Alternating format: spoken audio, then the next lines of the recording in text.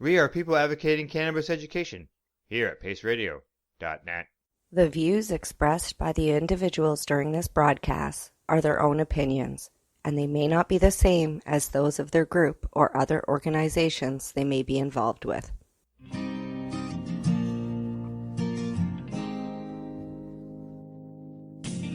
You know I blame it on industry. I blame it on my own hypocrisy. Miseducation and politicians. No one's willing to step up and speak. Hello everyone and welcome to the Pace Radio Show. It's December the 1st, 2021 and we are live here at the Pace Radio Show found at paceradio.net. I'm Al Graham and I am joined by my joint host Northern Ontario, Kim Cooper. Tonight you won't want to miss any of our conversation and much more with tonight's guest. So just hang on here for a minute because as usual, Kim and I are going to have a quick chat and then we're going to get a guest right in and you won't want to miss a second of it. Will they, Kim? Absolutely not. I'm very excited for tonight's show. It's been a long time coming. I've been following this guy for almost 30 years now, and I'm really excited to dive into a conversation with him tonight for sure. But yeah, we've got a pretty cool news story here that's coming to us from Muggahead News that we're going to discuss real quick. An Ontario company has developed a 35% THC cannabis with no smell. With no what? No smell? Really? Yeah. Gee, there's some people that won't like that. I know. Wow. I mean, I enjoy the smell of my flowers, when they're smoking up a storm there. So I don't know. And this is Ontario based. Correct. Yes. And they have the certificate of analysis there in the article. And yeah, 34.94% THC. Yeah. Yeah. Yeah. Weird. Yeah. They Weird. got Smell. Yeah, they got a whole bunch of cannabinoids listed down on there. But yeah, exactly. Now this is the Ontario-based Canaco Pharmaceutical Corporation. Could be changing the definition of dank by growing cannabis cultivar that has this 35% THC, but no smell. Like what the? I don't know.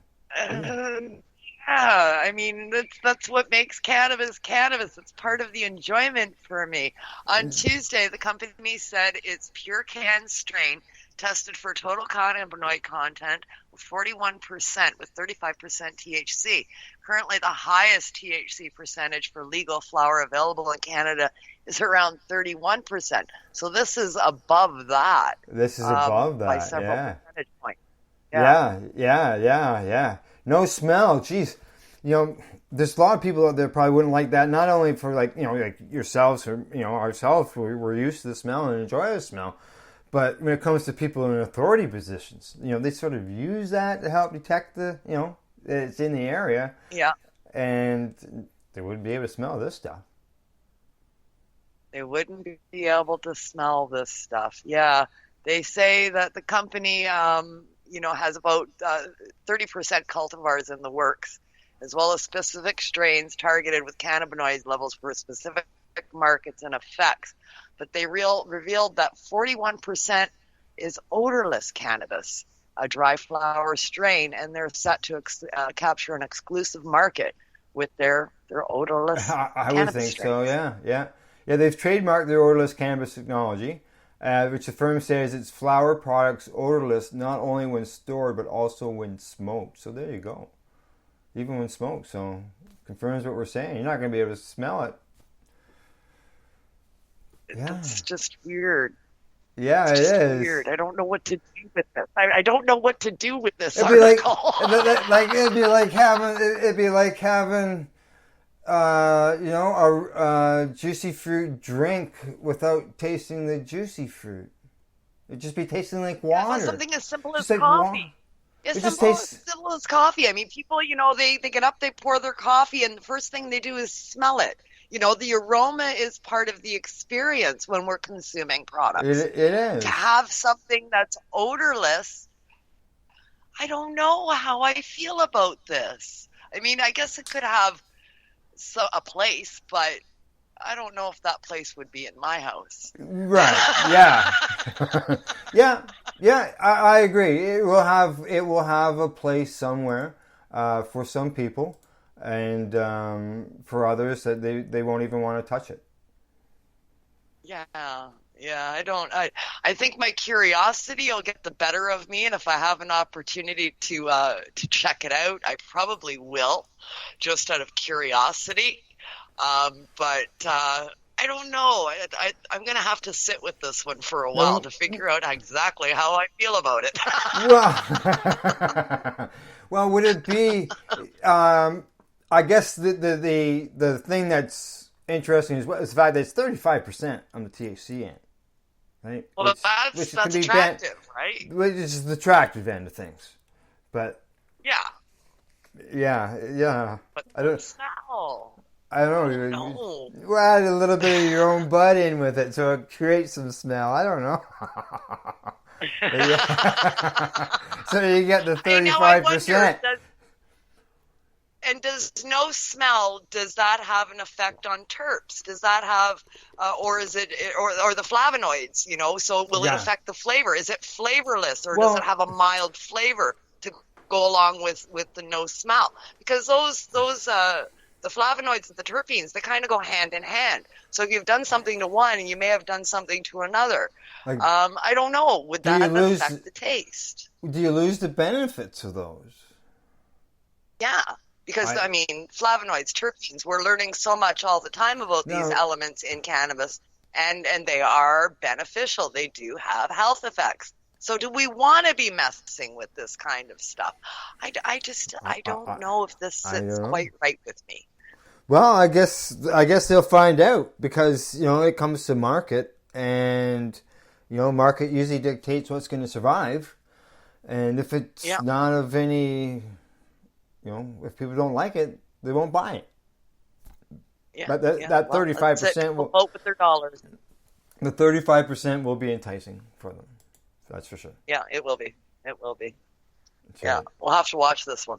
Yes. All right. Well, what do you think? Time to bring in our guest? Yes, absolutely. I'm excited. I'm on cloud nine about tonight, and let's dive in. I'm ready. Yes, I'm looking forward to the whole conversation, except I know where I'm going to go. All right. We'd like to welcome our guest for tonight's program. We'd like to welcome Ross Rebagliati, the Canadian Olympic gold medalist, to the Pace Radio Show. Welcome, Ross. Hey, right on. Good to be here. Thanks, guys. Hey, we really appreciate you taking your time out from your busy day and spending some time with us here on the Pace Radio Show and talking to us and our listeners. Yeah, right on. Good pronunciation, too. Not everybody can say it right. Hey! Well, Kim, you can tell him I've been practicing, and then, Ross, you had to help me out in the end. Yeah, but you have to remember it, though. That's the hard part. Yes, that's right. And I got to post that through my notes. I don't mess it up the rest of the show. Thanks for having me, though. It's sweet to be here. Yeah, well, usually what we do here, Ross, is I'll pass you over to Kim. Kim will start throwing the questions at you, and I'll just fill in along the way and, ask some myself, and we'll go for breaks when required. Other than that, over to you, Kim.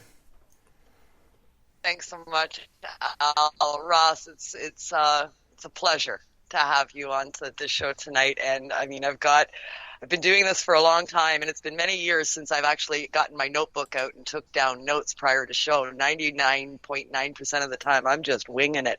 And tonight I have my notebook out. So that's saying something for me doing this show after all of these years.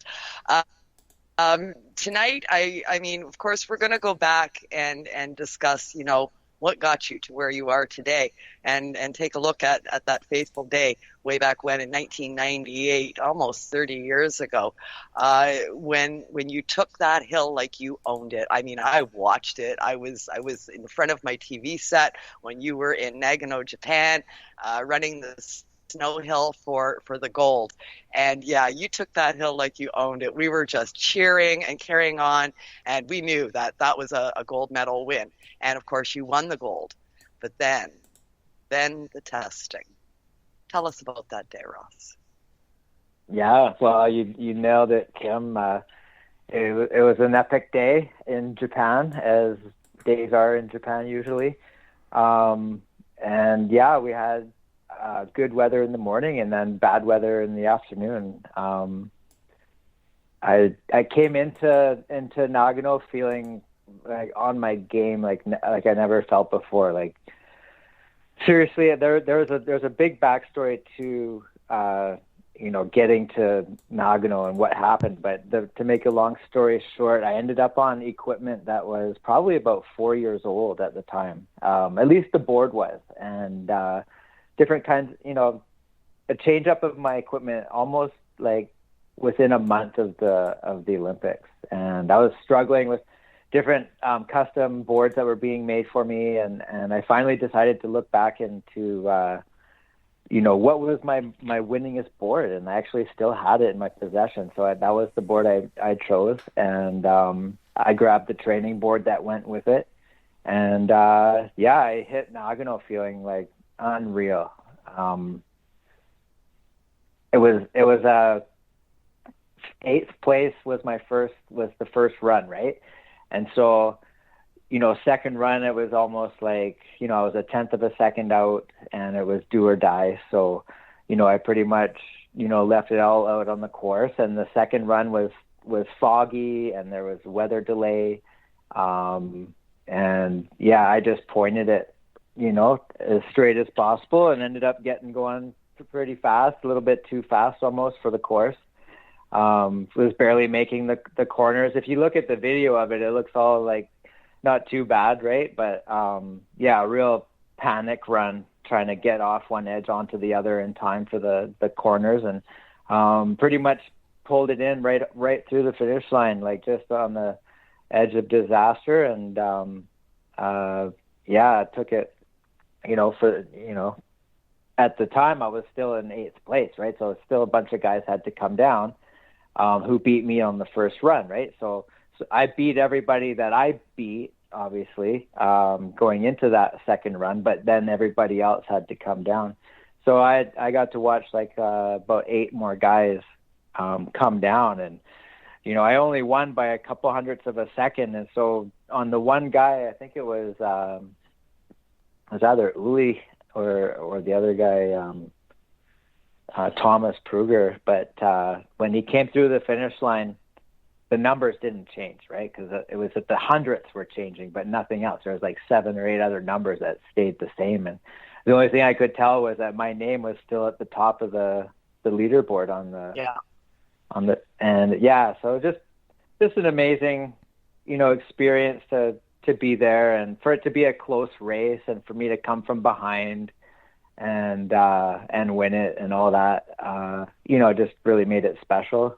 But then, Kim, the drug test right after in the finish line too, in the army tent. And, but we didn't get the results back until the next day. So, I went through the award ceremonies and we partied pretty good in the hotel that night. Yeah. Nothing too crazy. Some athletes got a little bit crazy, but what else is new? So that was just par for the course. And the next morning, the coaches came in to my room where there was a bunch of guys hanging around, and a few of my of the women that were on tour as well that were all good friends, right? So they were told to leave and told me to sit down, and I had that feeling, where there's something bad happening, and kind of lose the feeling in your legs, right? So that was kind of the beginning of the next 25 years, I guess you could say. Yeah. I mean, I can't imagine the feeling you must have had when they told you that they were removing the medal and they were disqualifying you. I mean, after such an epic run, I mean, you say that it was, tumultuous and you were not sure about your cornering and stuff like that, but I'm telling you, man, you made it look graceful. I mean, I remember cheering and thinking, oh my God, and that thing is like ice. How the hell did he do that? But he did it. And I remember feeling just really a lot of joy that day watching you go down that hill, and then finding out the next day that they disqualified you, and it was for cannabis. I was flipping out because, of course, I was already a cannabis activist for almost 20 years by then. So it's like, they're doing what? No, no, no, no, no, no. And I watched your story unfold, and I thought, how can they do this? It's not a performance enhancing drug. And it turned out that that was so. They couldn't do that because of that, right? Well, no, actually. It wasn't on the list. It wasn't a banned substance. It was an illegal substance. A banned substance on the list. But not a banned it wasn't substance. on the And Olympic it had list. nothing to do with, and it didn't have anything to do with performance enhancing or not. And that would have been quite a stretch for the IOC to say it was performance enhancing. I would have to say, because they would probably argue otherwise. But the fact was it wasn't on the list at all, which is a huge problem for them that they did this to me for a substance that wasn't on their list. I mean, that they know what's on the list, right? They know what's on the list. Come on, that's like the whole Olympics is that list. That's right. Yeah, absolutely. And it wasn't So, there. It's yeah. not It'd be listed. So No. how can they remove your medal? No, they couldn't. But then I lost the first two appeals in front of the IOC committee of 35 nations and everything. And I did it 2 times. Lost both of them. Story was the same, obviously. I mean, there was nothing to hide. You know, I smoked weed. I stopped smoking weed so I could go to the Olympics. Big deal. My friends were smoking weed, and it got me tested positive. And, secondhand smoke. And it was totally plausible. Like when I did the Tonight Show just a couple of days later, and Jay Leno was like, I tested positive for nicotine, and I don't even smoke. And my life insurance, like, oh, you said you don't smoke. And he's like, I don't smoke. It's just that at the nightclubs, right, back in those days, everyone was smoking indoors, right? And, when I was traveling on the World Cup tour, you could still smoke on the airplanes, right? It's insane. Yeah. But anyway, the whole thing was that it wasn't on the list of banned substances in the first place. And then, I went all the way to the Court of Arbitration where the lawyers there were like, look, it's not on the list. Like, it's clear. Like, there's no debate. But by then I was in jail already. Jail in Japan, and in Nagano, I was in the police station being processed into jail. They were pressing possession and importing a controlled substance, a Schedule I substance, into the country. And because you had it in your system. Because you had it in your system. Yeah. Because you didn't get caught with any cannabis on you, other than what's in your blood. Wow. Yeah. Yeah. Wow. And so, like in Asia, right, and Japan and the United States are allies, and there's a huge American base. Like, obviously Japan follows like the whole prohibition on cannabis, what America laid out for the rest of the world with their Schedule I. Still does. And still does. And so Japan's like, has to protect all that or whatever and uphold their laws. And you know how they are, and it's nothing against Japan. Like, I love Japan and Japanese people. Like, seriously, great place. Like, I recommend going there. Like, if this, we can ever start traveling again, like, definitely check out Japan, and the people are awesome. It's cultural difference. It's nothing personal whatsoever. I was in jail though. I don't find that it was the authorities' problem more than it was.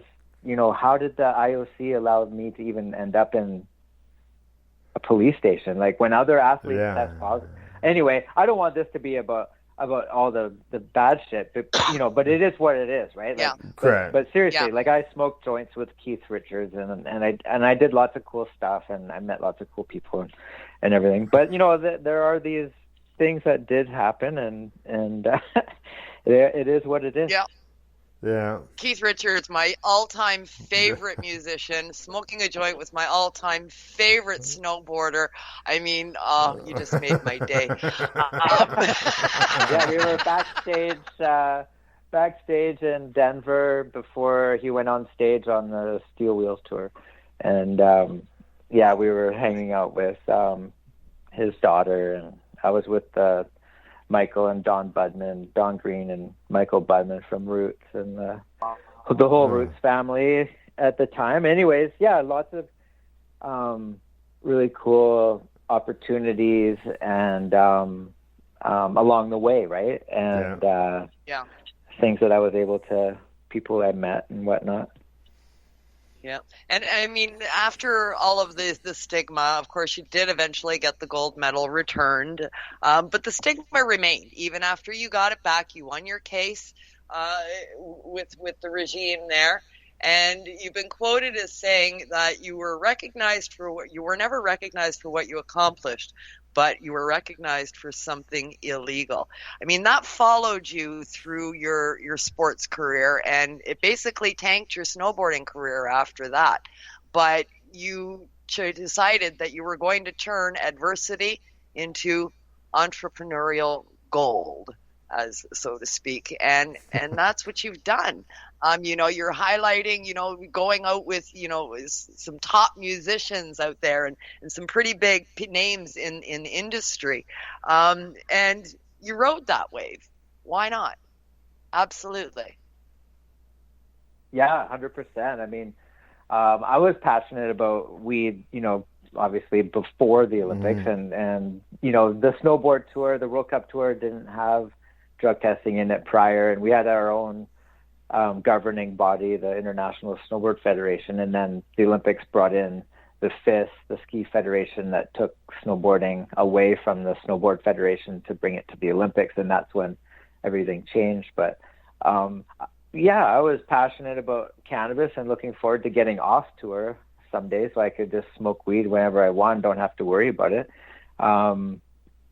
But I had ambitions of being number one. I wanted to be, like my mentors, like Craig Kelly or whoever, at the time, Peter Bauer, and the top athletes in snowboarding at the time that I grew up looking up to, and seeing them, succeed in life and be pro snowboarders and make a living being a pro snowboarder. And so I didn't care about smoking weed or not smoking weed. Like, to me at the time, I was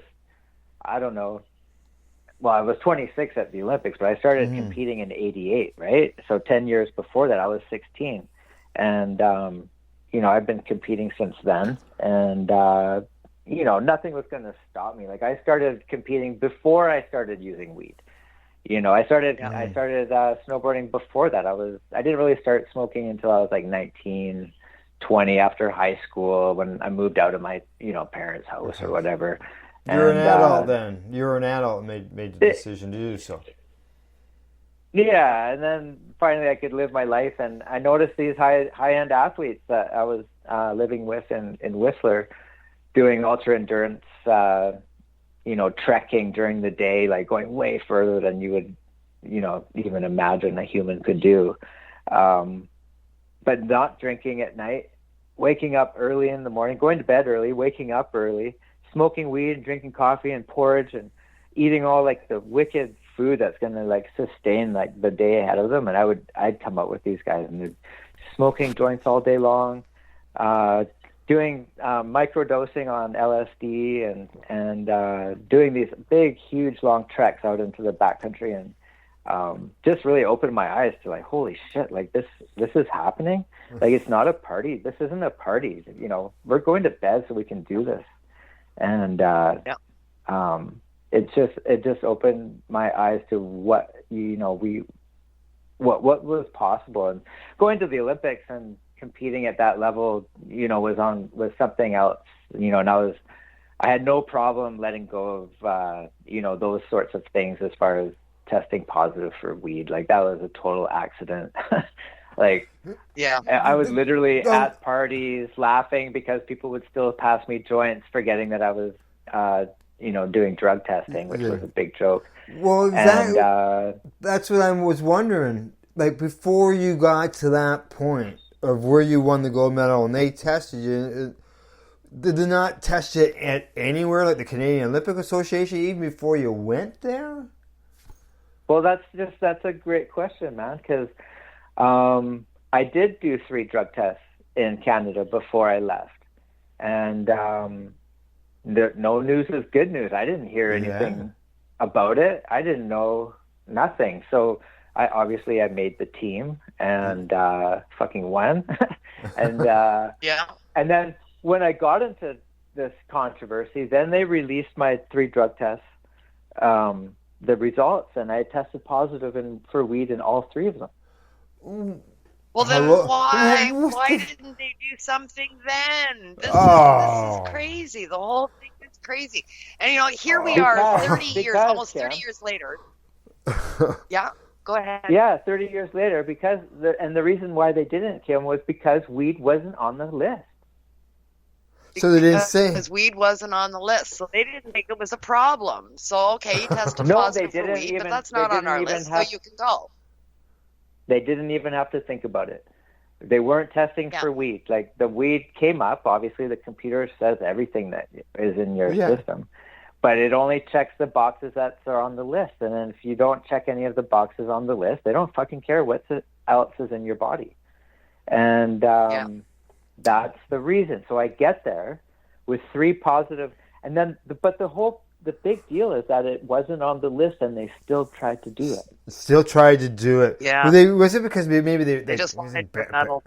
Was it an embarrassment to them, to everybody, because of the fact that, was there never any other athlete at any time must never have been tested positive for cannabis? For sure. All those no, decades. of course.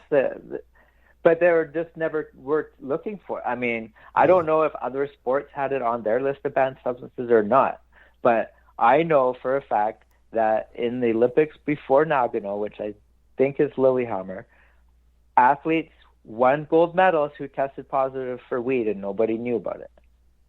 That's because it wasn't banned. And it wasn't banned in your situation. Since then, things have changed.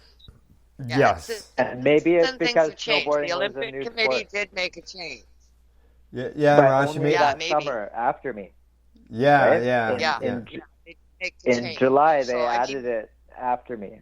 Yeah, and I could they added it because of your ordeal that you went through. They made sure that they could kick somebody out next time, and which is what they've done.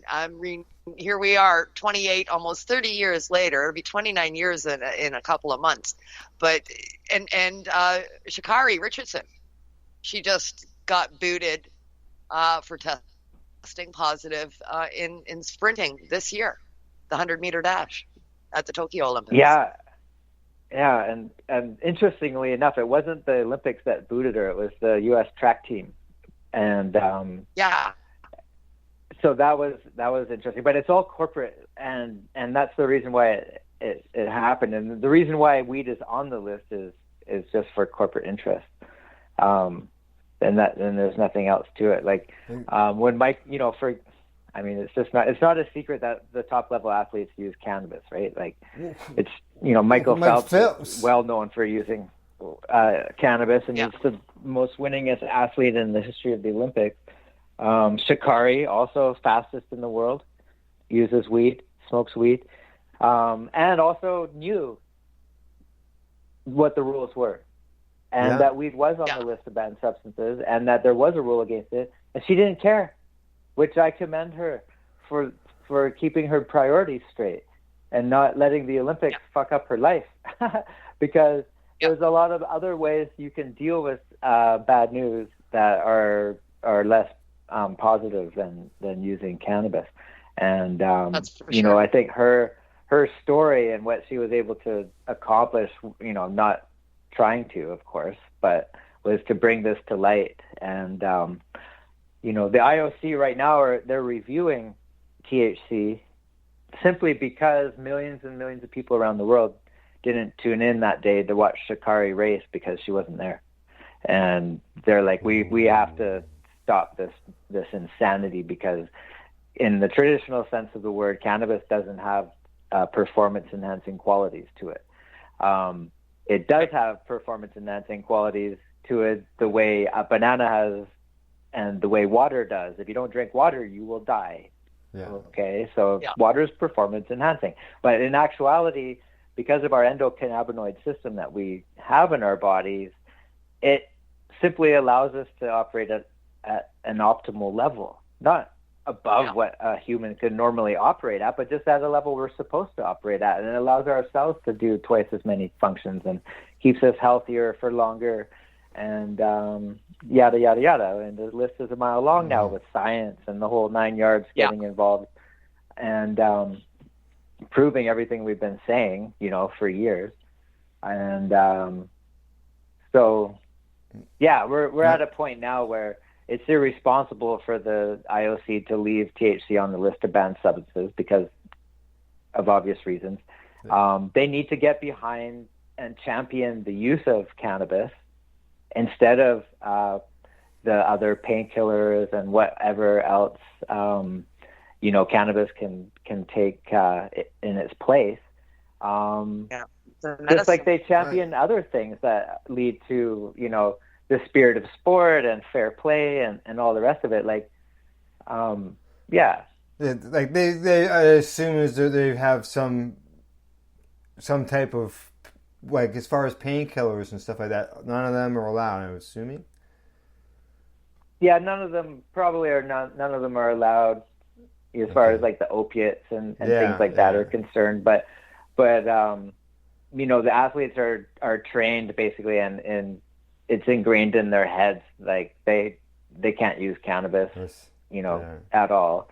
And when it comes to surgeries and stuff, like when athletes do post-op, like they take the painkillers.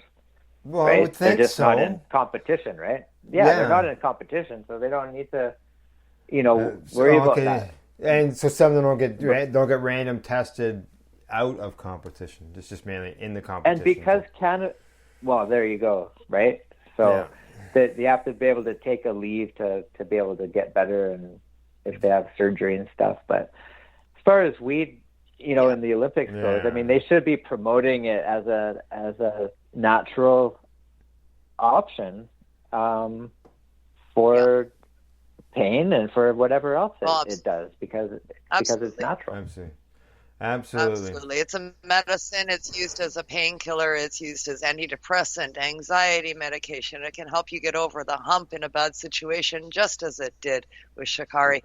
You know, and she avoided pharmaceuticals. The biggest problem is, of course, the pharmaceuticals, even if they are short-term after surgeries and stuff, they flush clean from our systems almost immediately. And that's because the body knows it's not supposed to be there. So your body does everything in its power to rid the body of these noxious substances. When we ingest cannabis, we have endocannabinoids, receptors that are latching onto these cannabinoids, and the body holds on to it because it's supposed to be there, and therefore you test positive for a greater period of time after trying to get cleaned out from it because it stays in the body, unlike the chemicals that the pharmaceutical companies. And 98, good luck finding that information, right? Yeah, exactly.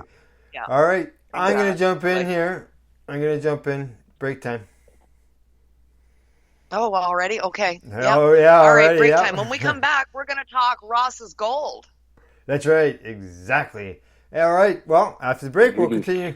We're going to talk gold with Ross, the Canadian Olympic gold medalist, Ross Rebagliati. This is the Pace Radio Show. We are live here at paceradio.net. You're listening to the Pace Radio Network here at paceradio.net. BMA Hydroponics has everything you need to succeed. Visit our hydroponics superstore at 404 Maitland Drive in Belleville and we'll show you how to grow your own quality cannabis for pennies per gram. We're open Mondays, Tuesdays, Wednesdays, and Saturdays from 10 a.m. to 5 p.m. and Thursdays and Fridays from 10 a.m. to 7 p.m. Call 613-967-9888. BMA Hydroponics. It's worth the drive. The only way to go. CP operates a medicinal cannabis signing clinic. If you want to grow your own medicinal cannabis and are located anywhere in Canada, then I'd like to suggest that you give them a call. They can be reached at 1-613-967-9888. That's 1-613-967-9888 and grow on with CP. The Pace Radio Network is the place to be for all your information from the world of psychedelics because we are pleased to bring our listeners 2 shows focusing on psychedelic therapy in the world of natural medicine. First up, we have Open Your Eye, which airs on the 2nd and 4th Tuesday of each month. Open Your Eye is a 90-minute video podcast with Kim Cooper and Cindy Howell interviewing patients and professionals in the space. Patient stories, facilitators, lawyers, and others discuss their journeys and endeavors involving psychedelic medicine. But they're not done, because Kim and Cindy are back on alternate Tuesdays at 7 p.m. with psychedelic reporters as they bring along the show's mascot, Bufo, aka the Colorado Mud Toad, who is scouring the news wires for all the latest in psychedelic news. He then passes it on to Kim and Cindy to cover in this 60-minute video news podcast. So tune in every Tuesday at 7 p.m. Eastern for Psychedelic Tuesdays right here on the Pace Radio Network, found at paceradio.net. A doctor's job is to relieve your pains. And when it comes to growing cannabis, the biggest pain is trimming. Let Dr. Buck Cannabis Trimming Solutions take the pain away. Whether you're a home grower or a commercial operation, we have the cure. From 4 plants to 400 plants, garden size doesn't matter. Dr. Buck Cannabis Trimming Solutions comes to you with years of experience and professional discreet service. It's simple. We trim your weed and we do a damn good job. Visit drbuckcts.com to book your trimming. Enjoy the buzz of legalization with Campbellford Lifestyle Shop. From lights to plant nutrients, books, consumption accessories, and more, we've got all your basics to grow or consume cannabis. Visit our info center or take a look at our piercing services and body jewelry, now available in-store through Campbellford Lifestyle Shop, 17 Bridge Street West, Campbellford. Did you know that the Pace Radio Network isn't just a radio network? That's right, because most, but not all of our programming is now done via video and is then podcasted at paceradio.net. So if you want to watch our programming, you'll find us on the Pace Radio Network's Facebook page, plus the show's own page, and you'll find us live on the network's YouTube channel. And don't forget, you can find it all, video and audio, at paceradio.net. At Legacy 420, we believe in being different. Experience the difference of quality control. Our labs provide tested formulations for all of our products. Experience the difference in trust. Our customers can trust that we are following up-to-date COVID precautions for their safety. Experience the difference in accessibility. We're open 7 days a week. Please visit our website, legacy420.com, or contact us for curbside pickup as well as nationwide mail order shipping. Legacy 420 values overall wellness. Come and experience the difference of Legacy 420. You're listening to the Pace Radio Network here at paceradio.net. Hey, welcome back. We are the Pace Radio Show, and we've been broadcasted live here at paceradio.net. If you don't catch a live show, don't forget you can always catch us at many audio apps that are out there. There's piles of them.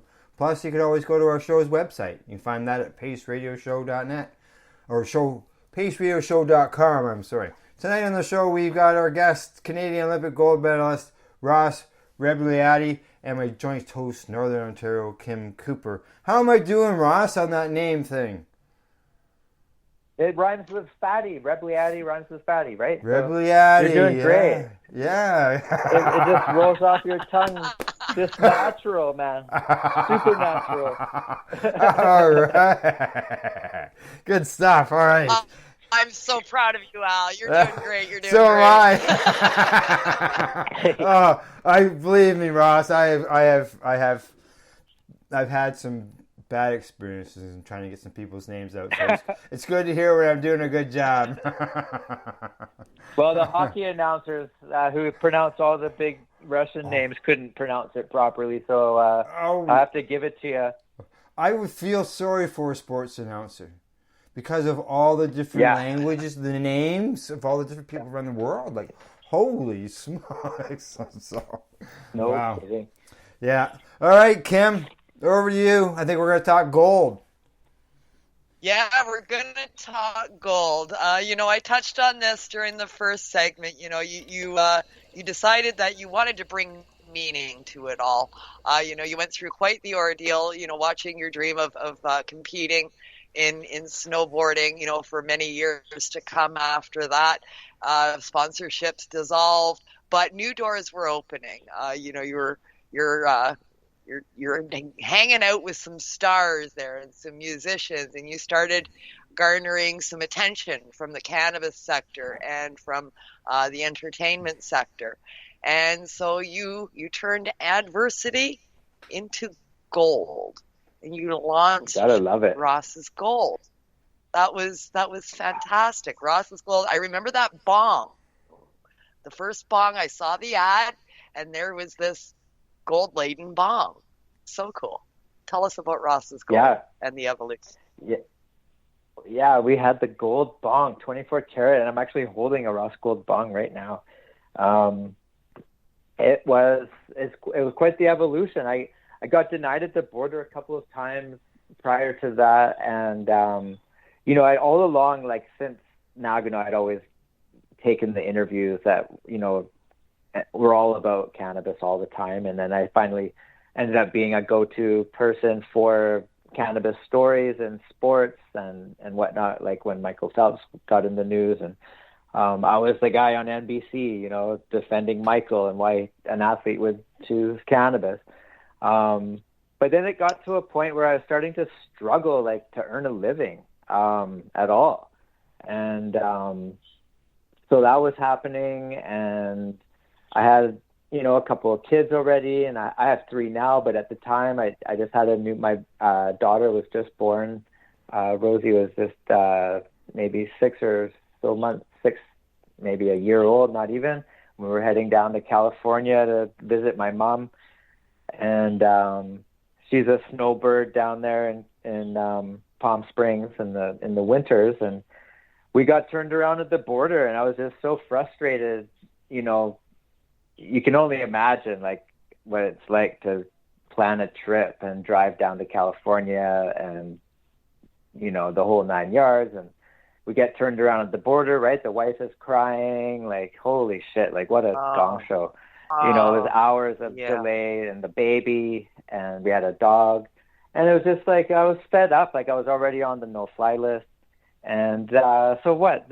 We're talking 10 years ago, 2013. And I just threw in the towel. I'm like, you know what? I'm tired of trying to be the role model guy, the gold medal guy. I'm going to start a cannabis company. And I started Ross's Gold, and we incorporated in 2013. And I pretty much felt like all the things that I would have wanted to sort of guard or protect as far as my ability to travel, my reputation, all these things have pretty much gone, they flew the coop, let's just say. I had nothing out. And so I was just like, let's do this. Like, I'm ready to confront this. And I've already been the guy talking in the media, so it wasn't like a big stretch. But at the time, Tommy Chong was in jail for having glass, right? Yeah. And so when I launched my glass, when Ross Gold Glass came out, he was just getting out of jail. It wasn't like lost on me, like the risks that I was taking. And I personally knew people who had been incarcerated and the whole 9 yards for weed and growing weed and stuff. And I was just like, bring it. Now I'm mad, and I'm going to turn this around. And this was 10 years ago, and it's been a long road since then. We had a lot of success. We had all of our supporters come out to the trade shows at every one we went to. was so amazing to see all the support and the demand for the brand. Like, so many people want to get the hat and get their hands on the glass. And so these things are all super inspiring, and it led me down the road. We eventually had a store, Rossgold store in Kelowna. For 2 years, we were best dispensary in BC by Leafly. Voted as best dispensary in BC 2 times. And I had my gold medal on display there. It was an awesome store, like really looked like a jewelry store. You walk in and it was all glass and Rossgold clothing line and the hats and everything. And then you go through the beautiful doors that lead you into the dispensary in the back, where we had a lounge and not a smoking lounge, of course, but we were trying to lead the way and show, the city and show everybody. Like, I did interviews with Ian Adamansing in the store, and TSN did a great documentary called Higher Ground, and they shot the store as well. And, we were getting some really great attention for a store open during Prohibition, and so I felt like I had my store with my name all over it, and things were going great, and I couldn't have been happier. And then lo and behold, then all of a sudden legalization comes. And so we decided to shut her down completely and not get shut down or anything like that. Not try to be like that, try to be future looking. Like, it's not about one store. Like, we're talking about a whole thing here. And so we shut down, and we waited and waited.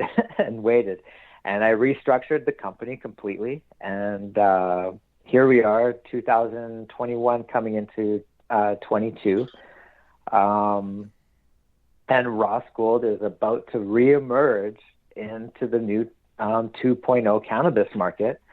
We are literally inking the deal as we speak, I guess you could say. We're going through the motions on some pretty big joint ventures, I guess you could call them, where we're going to be bringing small batch craft cannabis grown by me in living soil, with some of the best technology. I'm working with Eco Grow Tech LED lights on the new signature LED. It's gold. It looks sick. It's the new the Rebagliati signature line. We're calling it the RSL line. And so this is what's coming down the pipeline, and we're actively building up some. We just launched our first little merchandise with our new logo. You can go to my Instagram, Ross Rebagliati 98, and that's my last post. You can check it out. It's this sweet Sherlock pipe. And when we had the glass, which, by the way, it was discontinued, I guess, about 2 to 3 years ago, we had over 150 different pieces, whether it was bongs or dab rigs or pipes, one hitters. Like, we had so many cool little big bongs and little bongs, and you name it. And so that's all right now in high demand. People are looking for it. You can't find it. It's all sold out. And so we're reemerging, and it's so exciting to kind of have gone through like the whole process of the last 10 years since 2013. Like, we were really like in the slot when we had the store. Like, we had couple thousand members. We were banging the popularity, and just the attention was there. And then there was some ups and downs. Like, let's face it, like, you don't just close down and everybody's happy, right? And no, that's for sure. Obviously, and that obviously, I ended up back framing, building, and for a couple of years, and all the while like restructuring the company and working with my lawyer and on the back end, and with my other partners as well. And Yeah. It was really quite the journey, and not all of it was successful. Like there was some failure along the way, I have to say, but just like with racing, right? You can't win all the races, but you got to show up at all the races. Correct. And be there. And that was part of the reason why I wanted to have the store, right? Yeah, for sure. The store, going back to 2013, I think Al and I were talking, the three of us actually were talking before we went on the air, and we did meet you once, and I had the biggest smile. I must have just looked like the goofy fan standing in front of you, shoving a microphone in your face. But I had the biggest smile on my face because, of course, I had followed your career and everything that was going on. I knew about the store and was watching all of this unfold. The Ross's Gold Bong, when it came out, I was jumping up and down for that. And then we had the opportunity to meet you. We're trying to figure out when that was. So I'm thinking maybe it was either 2014 or 2015, Al. And I'm thinking it was Lyft. And I'm thinking it was Lyft. The more I think about it, I'm thinking it was Lyft. I'm looking at the configuration of the room, and I'm thinking that was Lyft because I remember talking to Ross that day and sticking that microphone in his face and getting that interview on one of our On the Road shows. It was a big that booth. We were doing live on location. It was a big booth at the end of an aisle. It was at the corner. Yeah, it was in the corner. It was at the end of the aisle where it went down. I remember, and I'm thinking it was Lyft. And I grabbed the card for your store while I was there. Of course, you had them out, and I wound up writing to the store. Now, I don't know if it was actually you or just somebody in your office or whatever, but I did write and I requested sponsorship for my company, No Sir, Northern Ontario Cannabis Education and Resources. And I requested if you guys would sponsor me to help me help patients. And you guys said yes. You sent me a lovely little package, and it was filled with there was no glass. It was all a wooden line, and it had a wooden one-hitter was in there, a wooden pipe, and it had the gold a gold button on it, and it had Ross's Gold logo on the little gold emblem on the front of them. Very I still have on, two actually. of those pieces. Nice. Yeah, those were handmade on Vancouver Island. Oh, cool. Nice. Yeah, handmade, and the guy stamped those metal pieces. He made a die, and he stamped those by hand as well. So I have some of those pieces myself here still, and very cool, very cool. Love that story. Those were the early days, right? Yeah, so I think it was like 2013, 2014. It was one of the first events that I had done with Al on the air. It was very close to the beginning of my career with Al. Well, that would have been when we were with 420 Radio, because I didn't do those with Time for Hemp, so that would have been with Al at 420 Radio. Yeah. Right on. Yeah, no, those were some interesting days. A lot of speculation, right? Because some of the big LPs were going public, and their market values were just like through the roof. So there was a lot. There was a lot of people, like, including us, that were really hopeful, and it was just such an exciting revolution almost. It was kind of like the way snowboarding swept the nation. Yes. Not that weed's like a new thing or not, but as legalization came closer and we started getting these cannabis trade shows and whatnot, you could really feel like a momentum. But I do remember how much better they used to be when you had all the smaller booths that were there from like the ACMPRs or the MMARs. Sounds like the Treating Yourself Expo style booth, where you're just small, more of craft. Like there was advocate stuff, and then there was craft people. It wasn't a big corporate thing. It was more run by patients for patients. This is sort of what and then now they look like corporate trade shows. Yeah, exactly. Now it's your average person. Yeah, I got the big. Everyone's big got pointy shoes. Yeah. I had the pointy shoes. That's right. The shiny ones. So you evolved the company. You took a break with legalization. You saw, okay, well, this is legalization, so we better take a step back here. And I don't want to be pushing the envelope too badly now with legalization here. Close down the dispensary, probably a good idea, and rethink and retool. So you're going to have your personally grown products. Now, I do, as I've said numerous times, I follow you and I follow your pictures and I follow your grow. And man, you got some beautiful ass plants out there, my friend. Thanks.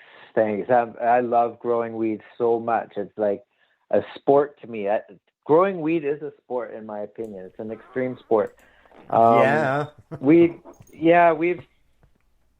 guess it's like it's just been part of our lives out here, but also across the country, right? In Canada, but British Columbia is part of, a legacy of growing weed in the black market, but just in general.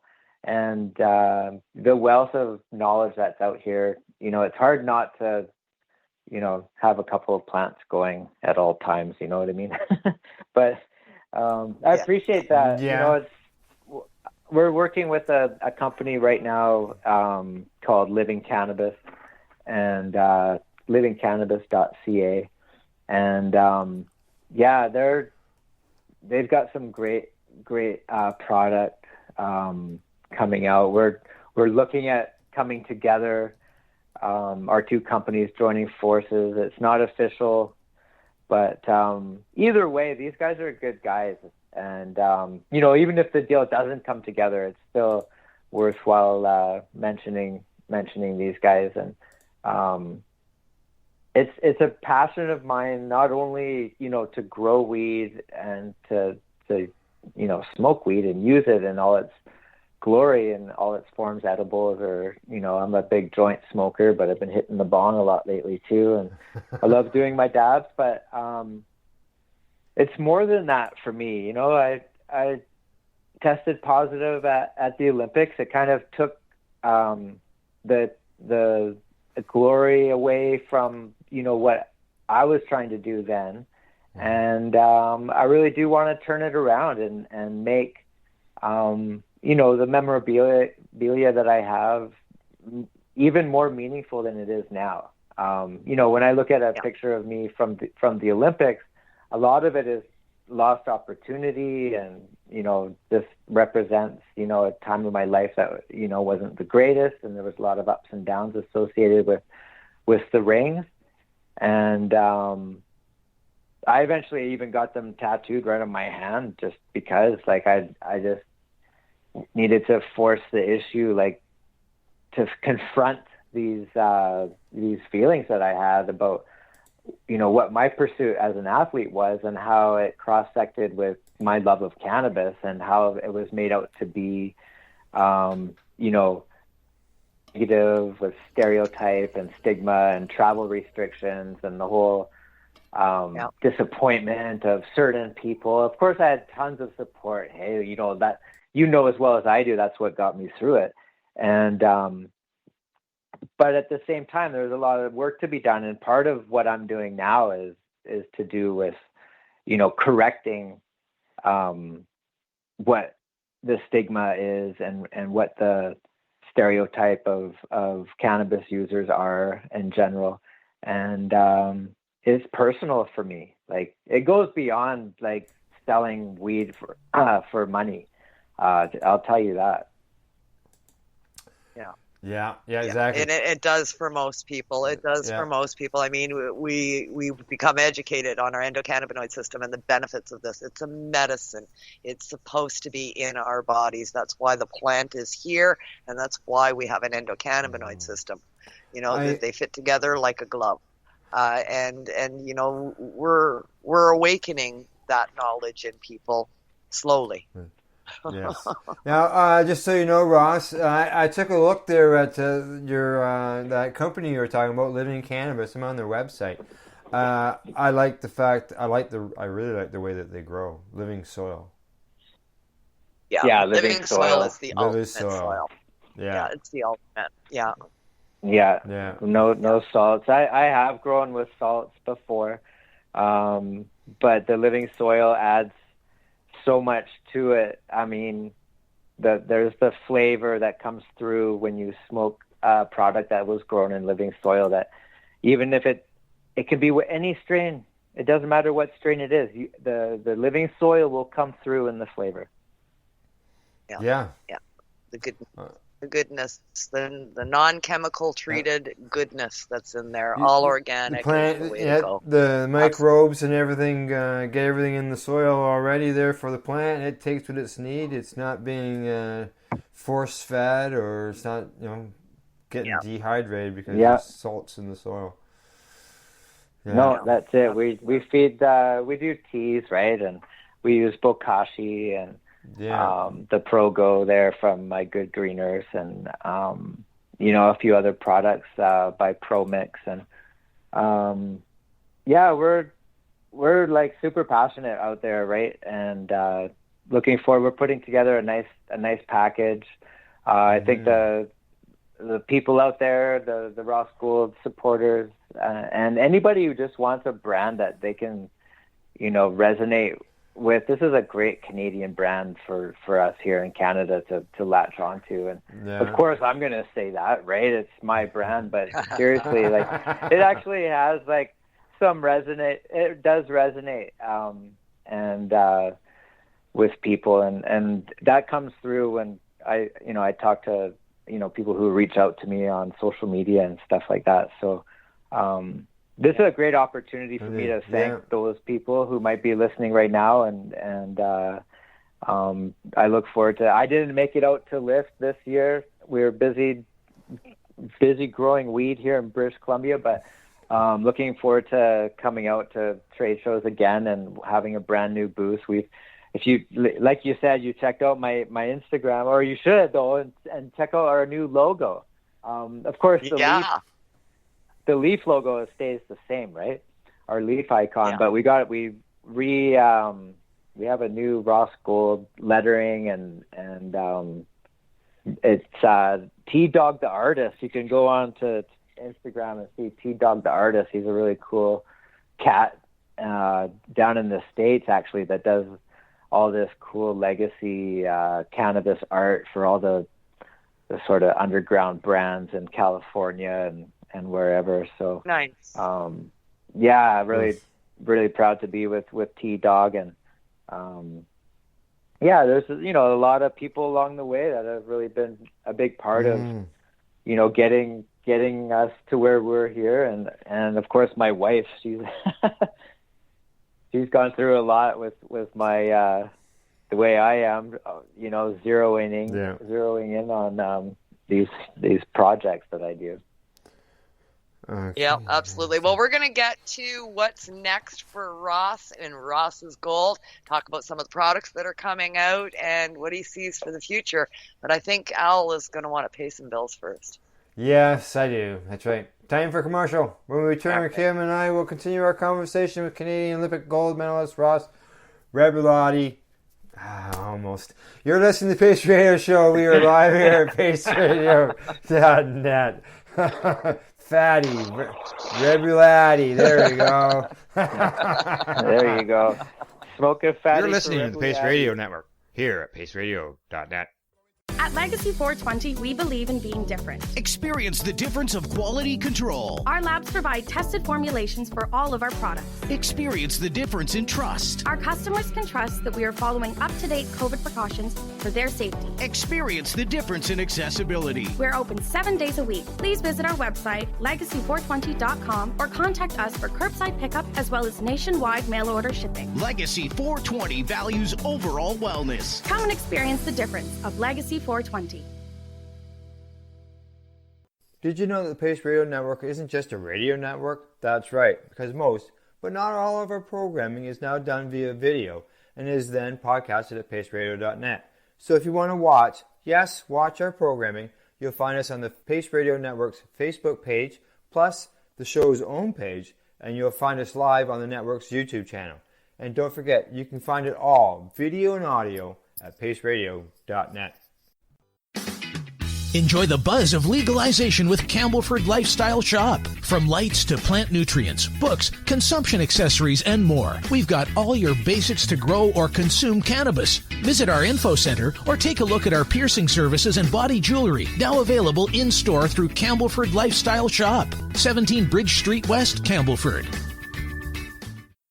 The People Advocating Cannabis Education Radio Network, found at paceradio.net, provides its listeners with news, information, and a place to be heard.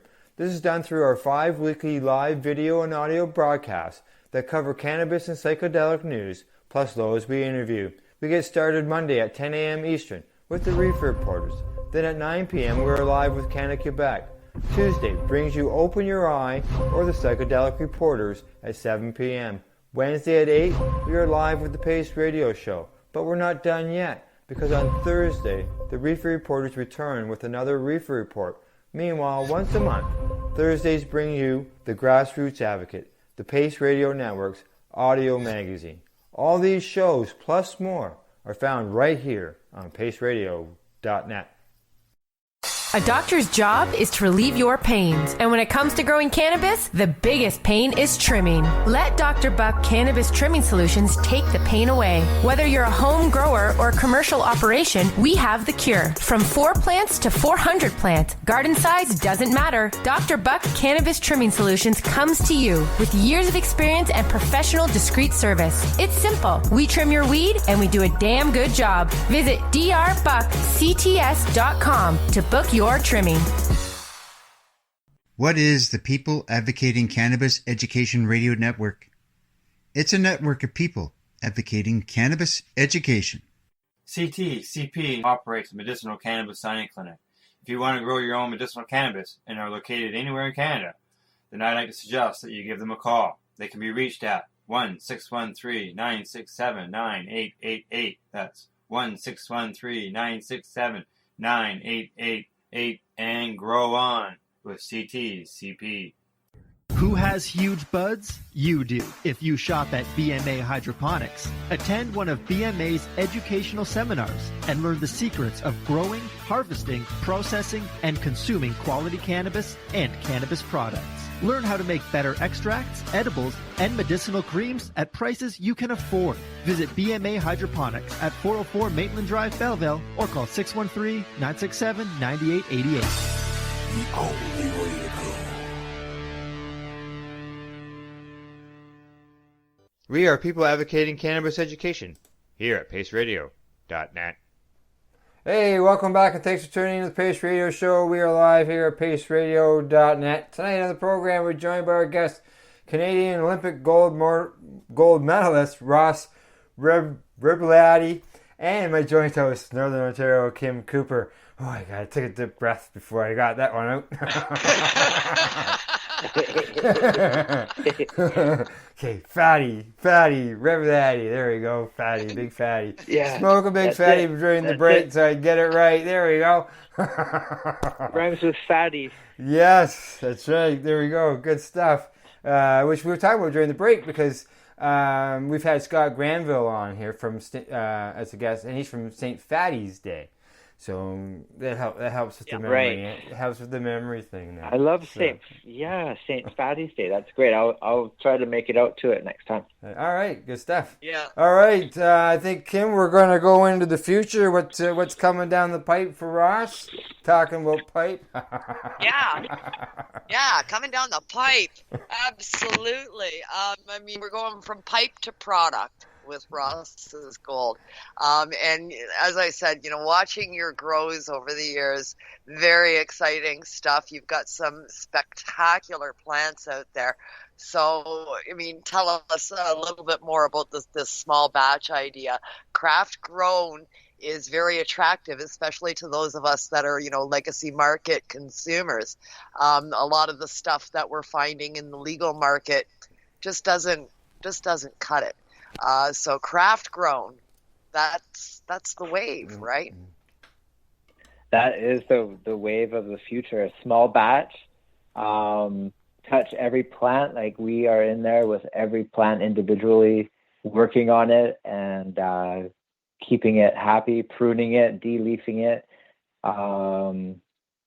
Just really watching and reacting to the plant. And as well, we do a lot of preventative things, to keep it healthy along the way. And it's just the whole life process of having the babies, come into the room and then flip them into flower and just, bring them up. And I literally have a hard time cutting them down. I'm not kidding. Isn't it hard? And isn't it hard to even end the life of even a cloning? Even a clone, it's even hard to end their life, man.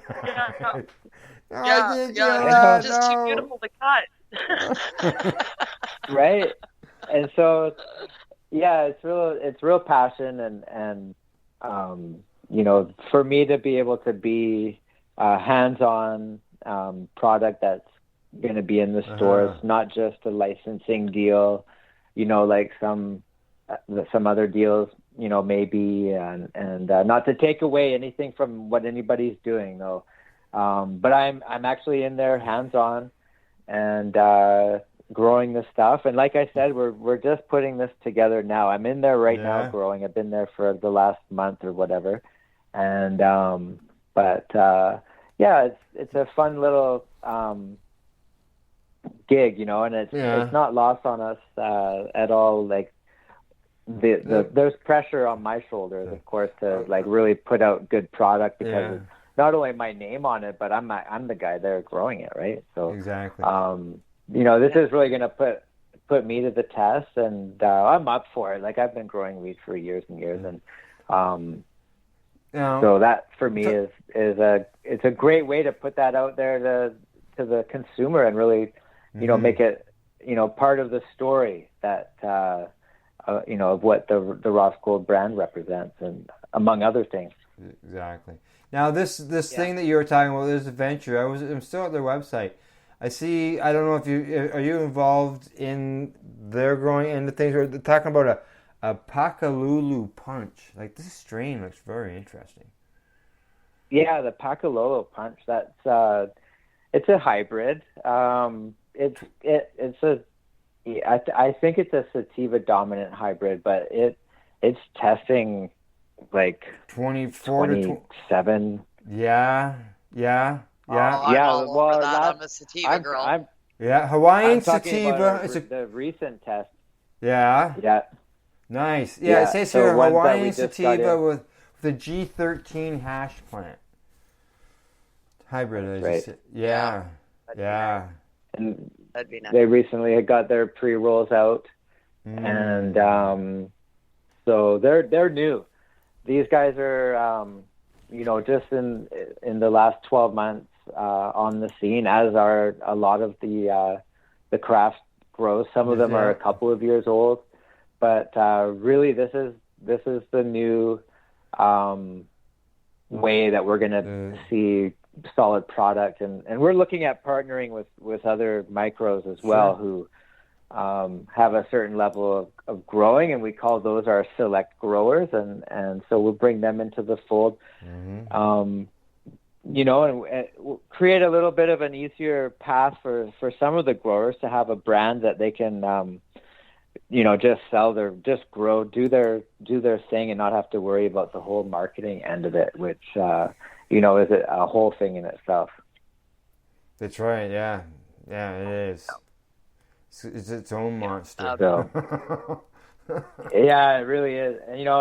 And that's what people are trying to create their brands right now, and and have been for the last few years. And, from the very beginning, we never did apply for a license.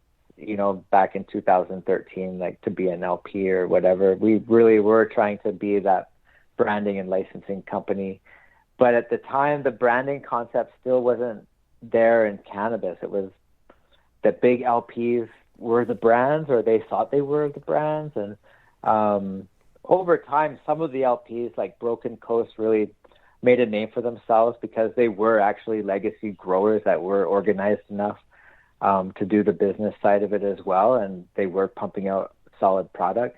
But then there were some others that, you know, weren't as good, and that kind of put a bad taste in the consumers' mouths and minds as far as where they wanted to get their weed from. And so this new small batch micro cultivation license that not that old is really leading the way now. And Farmgate, which is going to be an amendment to that, which will allow you to have a retail store attached to your grow up, and that's going to really bring us into that model that you see, you know, with wineries and wine tasting, and you can drive out to the, you know, and stop at all these wineries for lunch and whatnot. So we're gonna see that sort of thing in cannabis. When that happens, and everything that, you know, the government's really trying to do to bring people into the legal market as far as the consumers, because they're still buying on the black market. Like a lot of consumers still, of course, get their weed on the black market, and you know, I don't blame them. I'd rather see my buddy for weed than go to the store too. Like let's face it, like that's just the way I am. I'm 50 now. I didn't grow up with stores and dispensaries. I'm used to going over, and I grow my own weed for the last however many years, so I've got so much weed in my freezer, it's not even funny. Well, it is funny actually. So I don't have those problems, but as far as running out of weed and stuff. But yeah, this whole new thing, what's coming, is really going to put a dent in the black market. You know, everything that they do to give the grower more bottom line so that they can get more profit, and you know, they can really fine tune their craft. I think that's gonna maybe easing up on some of the regulations, such as, you know, the marketing and the branding end of things, so people get to know the names of, you know, like myself. And even Kim herself haven't spent a lot of time or been in a store to even get to know a name of a thing, and basically walk in there. If we wanted a beverage, we'd have to ask the person at the counter, because just don't know anything. And that's the thing. We have advertising for everything except this. Yeah, that's the thing, and you know, that's why right now when you see the Rossgold brand at the store, it's going to be the first time a brand is going to resonate at that level with people. This isn't a story that just came since legalization, right? I've been at it. I followed up on the story. I live the story. I am the story. But it's beyond that now. You know, we have a great opportunity in Canada to really like be leaders in the world and show the world how good we are at growing weed. And it's just like how good we are at doing anything. We should be proud of it. Exactly.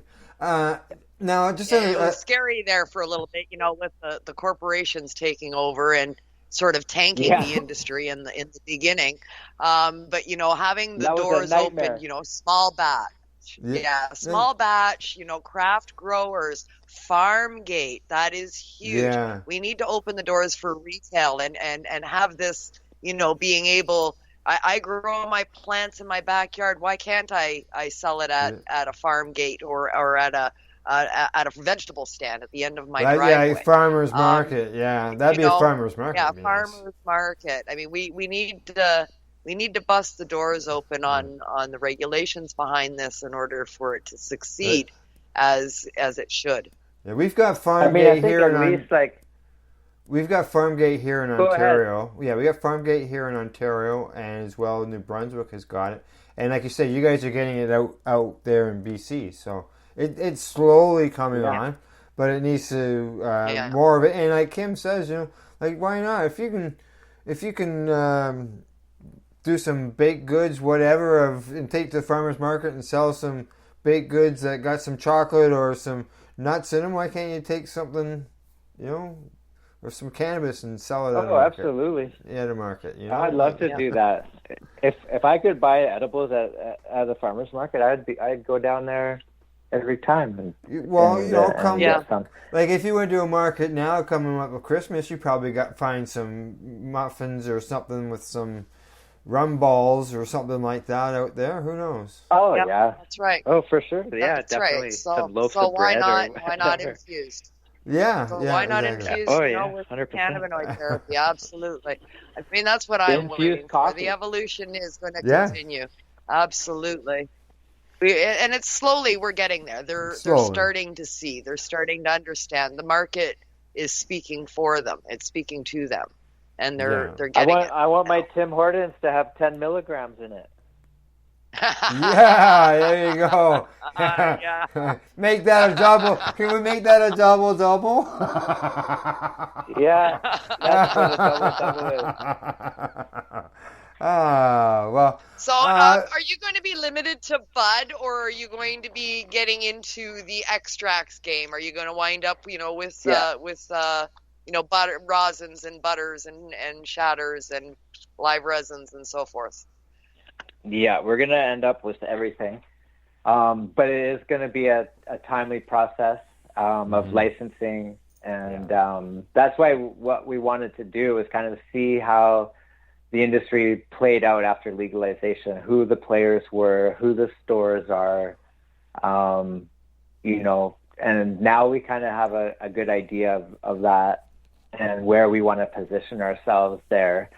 And once we get rolling, we're going to have all the extracts, the live rosin, the shatters even, and the hashes, you name it. We're gonna have the whole 9 yards, and we'll have multiple strains and everything that you will need to smoke your weed or eat it or whatever strain you're looking for. Like, we're probably going to have it, but like I said, this isn't something that just happens overnight. We're going to come out with first, and then we're going to expand and grow just like a normal company. And we're not like those big LPs, right? We're bootstrappers. You know what I mean? Like we're homemade. Like we're making our own lunch. We're not ordering out. Yeah. Okay, guys. You're not getting no delivery either. And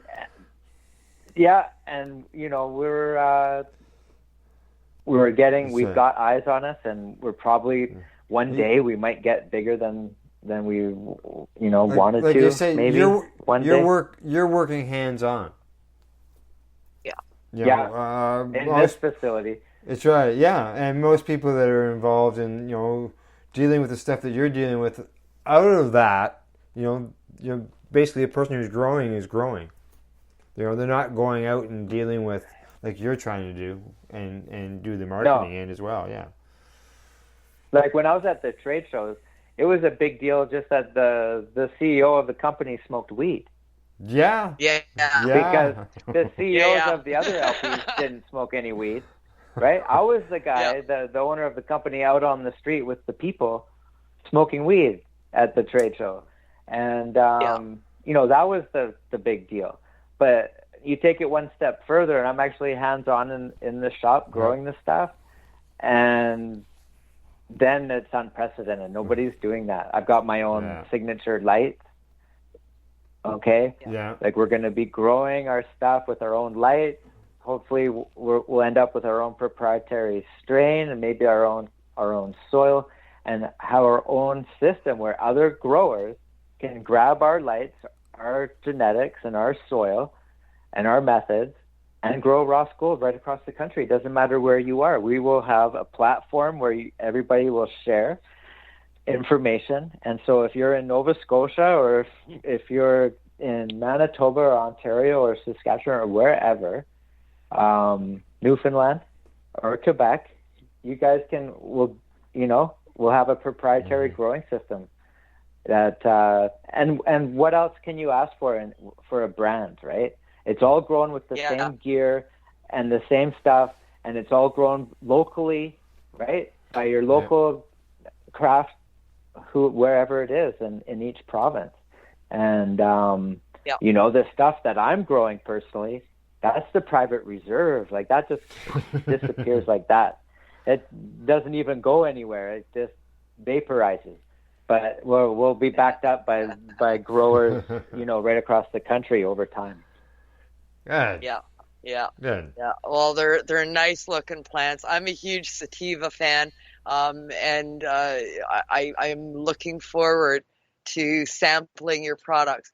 And I gotta say, that is the first time those words have come out of my mouth from any company in the legal market.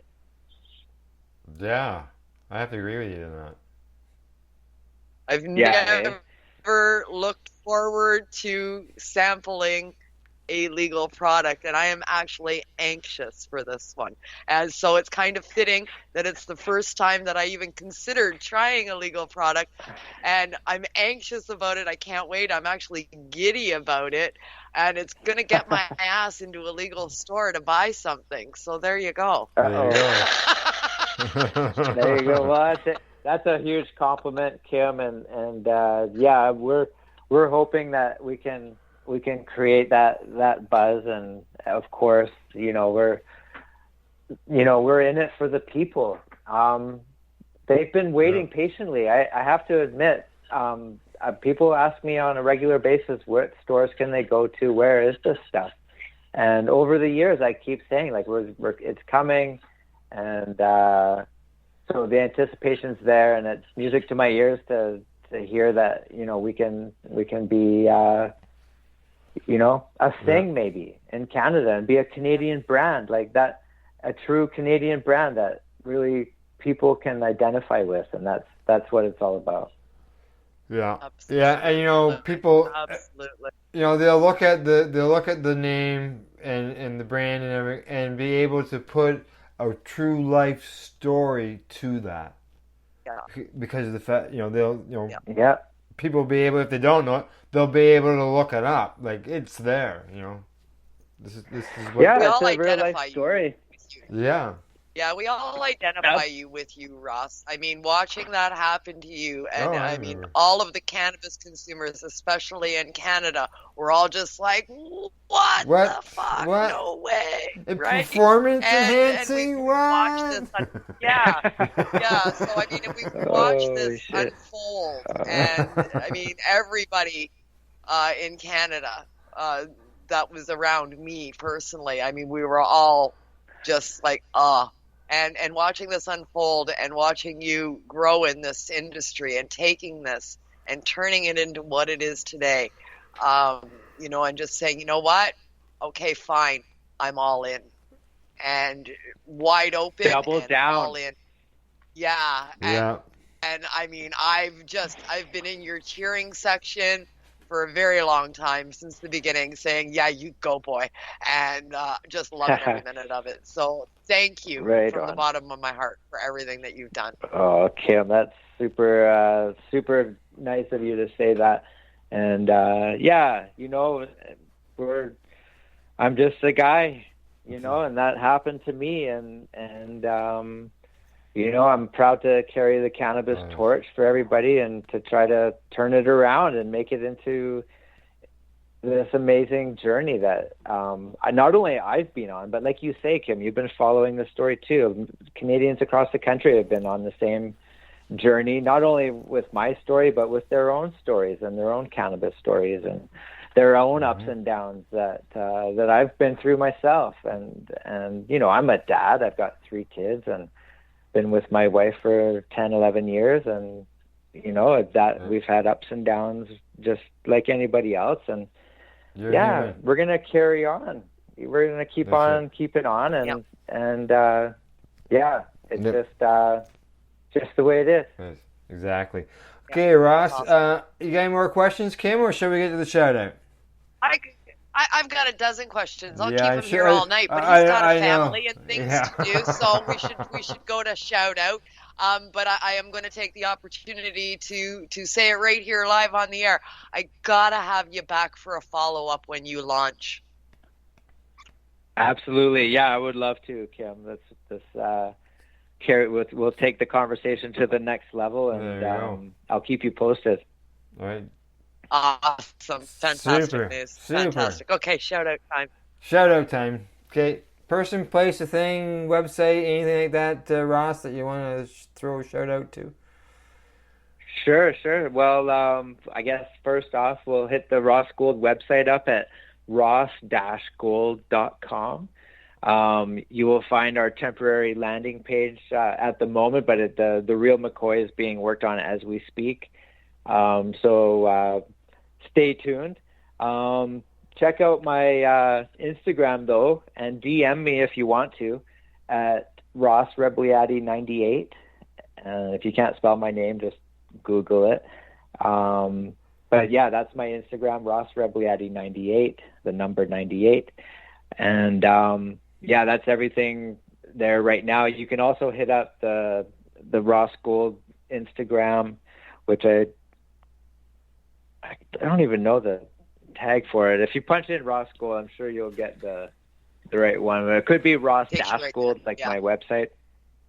I think in Linktree, I have Linktree on my Instagram, so you can go onto that on my Ross Rebagliati98 and just click onto Linktree and then go to Ross, different links. There's a Ross Gold 420.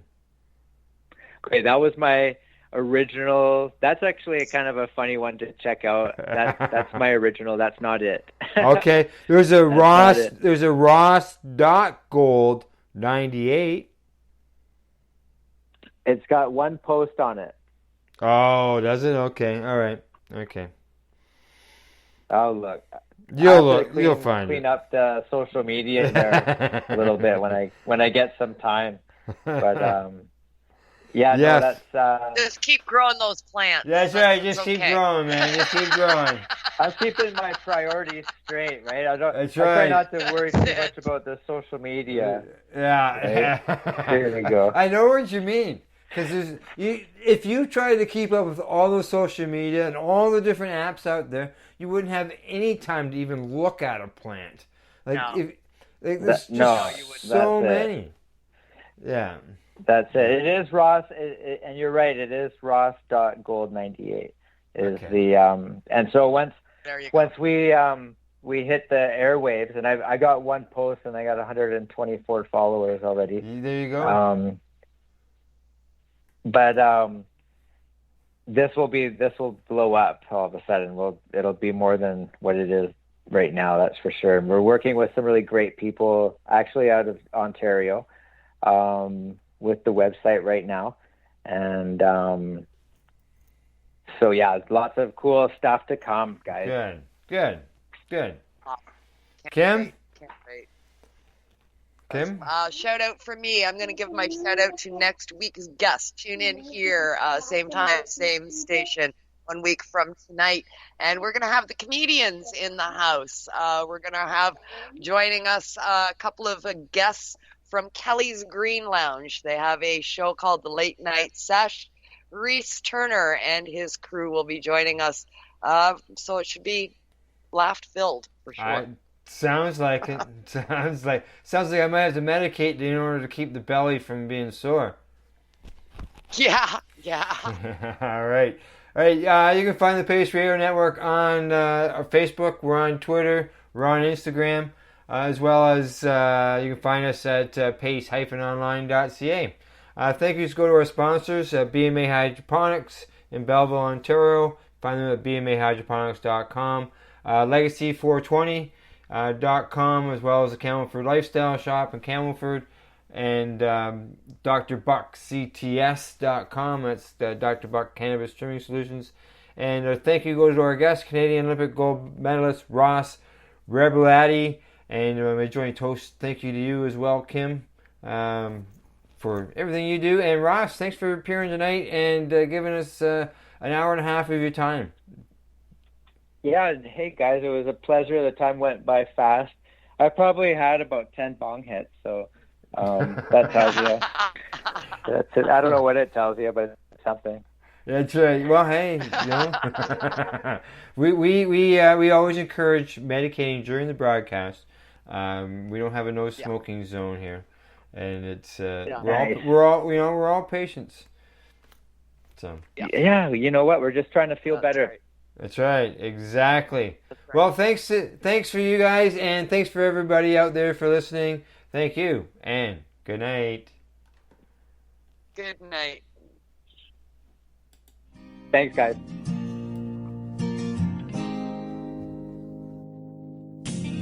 You know I blame it on industry. The opinions of the individuals during this broadcast are their own and may not be the opinions of their group or other organizations they may be involved with. You're listening to the Pace Radio Network here at paceradio.net. Do you want to hear what patients and cannabis advocates have to say? If so, then catch the Pace Radio Show Wednesday nights here on paceradio.net. We are people advocating cannabis education here at paceradio.net.